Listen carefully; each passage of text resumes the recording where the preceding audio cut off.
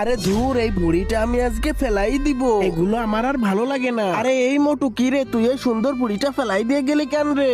আরে চম্পা, তোর যদি এই বুড়িটা ভালো লেগে থাকে তাহলে তুই এই বুড়িটা নিয়ে গিয়ে রান্না করে খা যা। আচ্ছা ঠিক আছে, আমি ওটা রান্না করেই খাবো। আরে কি বললি? ওই বুড়িটা ভালো নেই চম্পা, ওই বুড়িটা নষ্ট হয়ে গেছে।